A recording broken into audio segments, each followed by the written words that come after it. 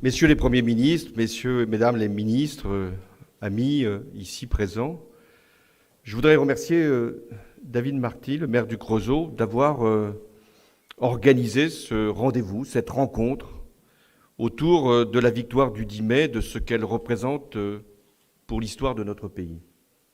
Je sais qu'elle va se poursuivre, cette cérémonie d'une certaine façon, ou cette célébration à la mairie de Paris avec Anne Hidalgo cet après-midi. Si j'interviens ce matin, c'est moins parce que j'ai été un camarade de combat de ceux qui ont permis la victoire de 1980 que, comme ancien président, le deuxième président socialiste de la Ve République. Et si je veux aujourd'hui intervenir et envoyer ce message, c'est pour, comme le disait David, qu'il ne soit pas une nostalgie, un retour vers un passé glorieux, mais comme une leçon de choses et une capacité à lever de nouveau l'espérance. Les moins de 50 ans, il y en a, même s'ils ont conscience de ce qu'a représenté la date du 10 mai, ne peuvent pas imaginer ce qu'elle a représenté cette date pour des millions de Françaises et de Français. L'émotion considérable et aussi la joie immense qui ont emporté une soirée, une nuit et peut-être davantage une partie de la population française. Une autre, il faut bien le reconnaître, a essayé d'effacer ce souvenir tant il était, disons, désagréable. C'était en effet la première fois sous la Ve République qu'un socialiste s'installait à l'Élysée avec tous les pouvoirs que la Constitution confère au chef de l'État. C'était également la première fois qu'une alternance se produisait au cœur même de l'État depuis près de 23 ans. C'était l'aboutissement du combat engagé par des générations de femmes et d'hommes pour porter la gauche aux responsabilités du pays. Certes, ce n'était pas la première fois que la gauche gagnait des élections nationales.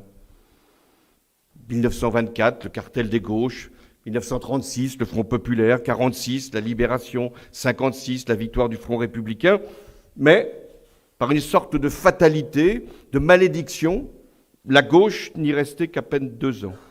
Eh bien, le 10 mai, c'est la première fois qu'elle disposait de la durée, un septennat, grâce à la solidité de nos institutions qu'elle avait pourtant, en son temps, combattues. Nous ne mesurions pas encore qu'un cycle long s'ouvrait le 10 mai 1981, puisque François Mitterrand fut réélu en 1988, que Lionel Jospin remporta les élections législatives en 1997 et gouverna 5 ans, et que je devins moi-même le deuxième président de gauche de la Ve République. Le 10 mai est donc une date historique au sens où cette date ouvre un temps de réforme majeure et une réelle modernisation de notre pays, dont les traces sont encore présentes dans la société d'aujourd'hui.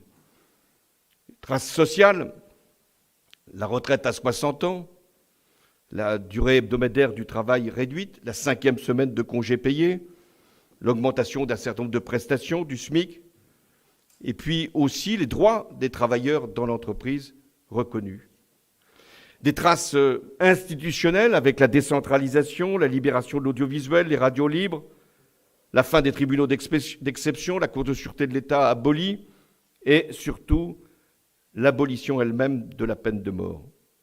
Et puis des traces sociétales avec l'égalité affirmée entre les femmes et les hommes et la fin de la pénalisation de l'homosexualité. Ces traces-là ne sont pas simplement des vestiges. Beaucoup de Françaises et de Français se battent encore pour les préserver. Autant d'acquis qui sont devenus irréversibles, même si, sur certains points, des corrections peuvent être apportées. Le 10 mai n'est pas un concours de circonstances ou un hasard. Le 10 mai vient de loin. Il est inspiré par les souvenirs du Front populaire, présents chez encore beaucoup d'électrices et d'électeurs, des principes du Conseil national de la résistance, des engagements de militants courageux pour l'émancipation des peuples du tiers-monde et pour la décolonisation. Le 10 mai, il est porté par les aspirations qui ont été soulevées par les événements de mai 68, par les luttes syndicales, les combats associatifs, environnementaux, féministes, par l'émancipation culturelle. Voilà tout ce qui a fait à un moment qu'une société se met en mouvement et cherche une issue politique. Elle cherche à tâtons cette issue politique. Elle n'avait pas été trouvée dans l'Union en 1974, de peu, la victoire échappe, ni dans la désunion en 1978. Il fallait donc, en 1981, la conjonction d'une volonté, celle de François Mitterrand, d'une force politique, celle du Parti socialiste, et d'une espérance, celle d'un projet audacieux. 40 ans après, que reste-t-il? Rien n'est vraiment comparable. Le monde a lui-même été bouleversé. En 1981, c'était encore un monde bipolaire où l'affrontement était Est-Ouest. Aujourd'hui, il est multipolaire et même éclaté, et avec de nouvelles puissances. L'Europe, à l'époque, était à neuf, et un mur était installé à Berlin. Quant à la société, elle a aussi considérablement changé. Aux classes sociales, facilement identifiées, ont succédé des appartenances multiples, à une économie encore peu ouverte sur l'extérieur et fortement régulée par l'État, a succédé le marché unique et la mondialisation. Aux revendications matérielles quantitatives légitimes se sont ajoutées des exigences environnementales absolument aujourd'hui irréversibles, et une aspiration au bien-être s'est également affirmée.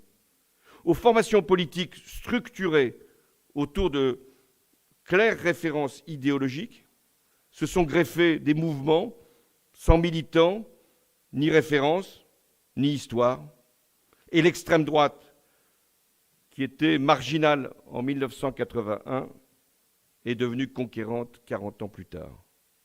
Et pour ce qui concerne la gauche, elle semble avoir retenu de son histoire moins un bilan et une fierté lucide que les souvenirs et, hélas, les restes de division et de déception.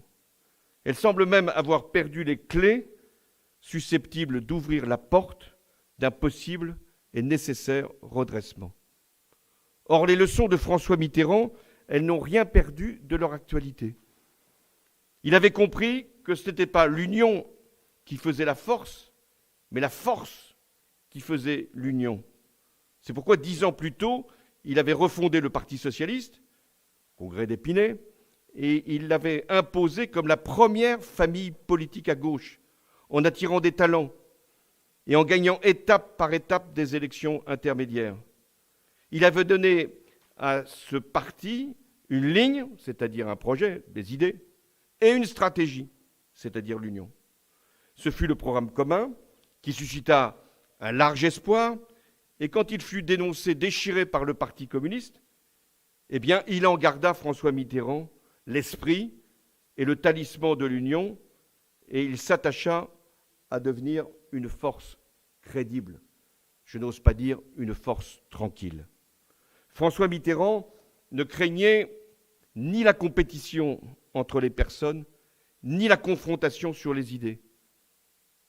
On l'oublie souvent, en 1980, au premier tour, il n'y avait pas moins de 6 candidats qui se prétendaient de gauche, ce qui ne l'a pas empêché de les rassembler au second. Dès lors qu'il avait fait la différence au premier, car il avait compris qu'une élection présidentielle, elle se joue au premier tour. Et donc, il était apparu comme le plus apte à gouverner et donc le seul à pouvoir rassembler. En 2012, pour l'élection présidentielle, ma victoire s'est construite sur les mêmes bases.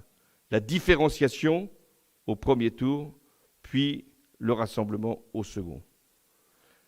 La deuxième leçon de François Mitterrand, c'est d'avoir permis que la gauche aille jusqu'au bout du respect de ses engagements, mais en acceptant, en assumant le poids de la responsabilité et les exigences de l'exercice même du pouvoir, notamment face aux crises.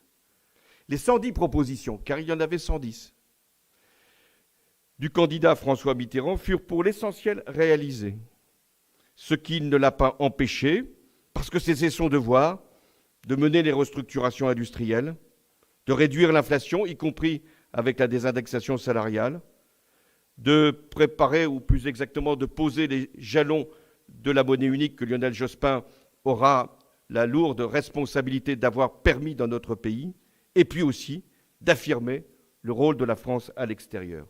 Bref, il aura permis à ce que la gauche reste elle-même, tout en défendant les intérêts de la nation tout entière.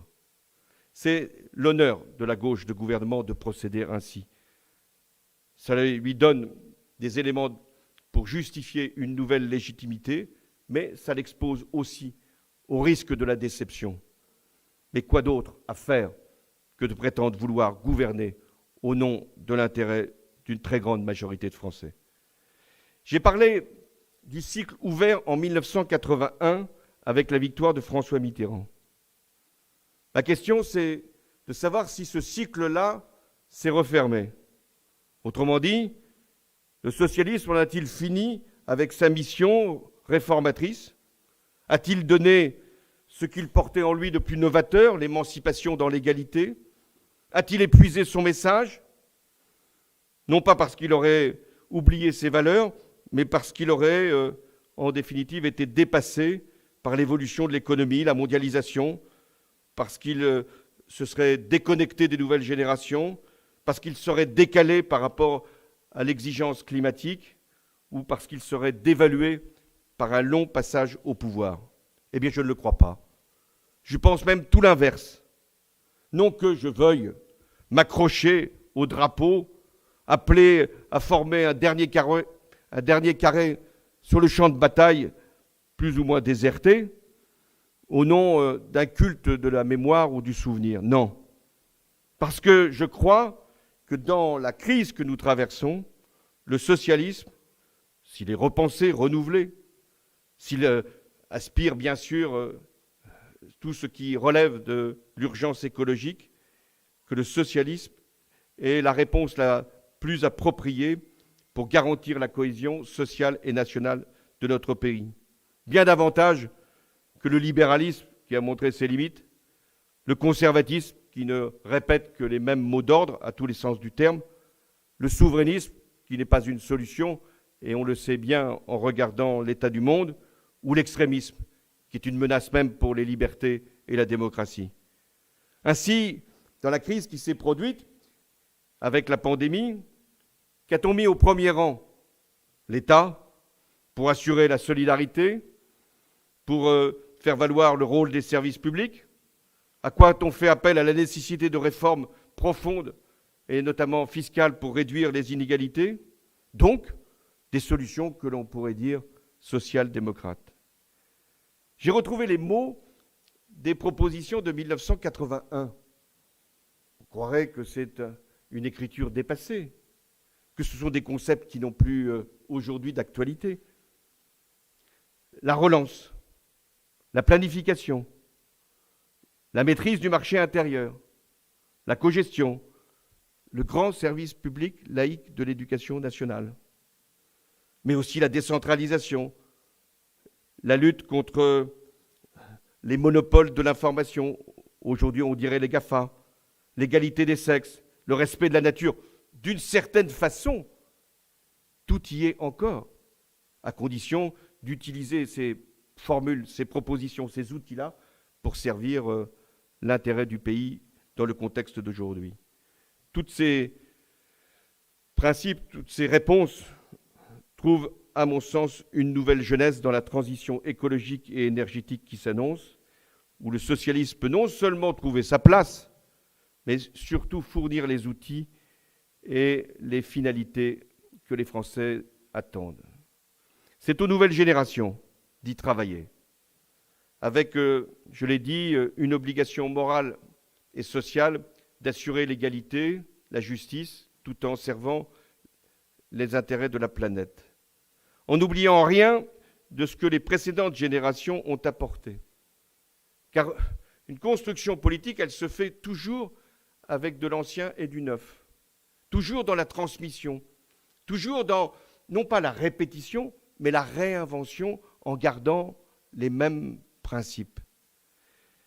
Et si François Mitterrand a été l'homme du 10 mai, la gauche a montré qu'elle pouvait, après lui, gagner les élections.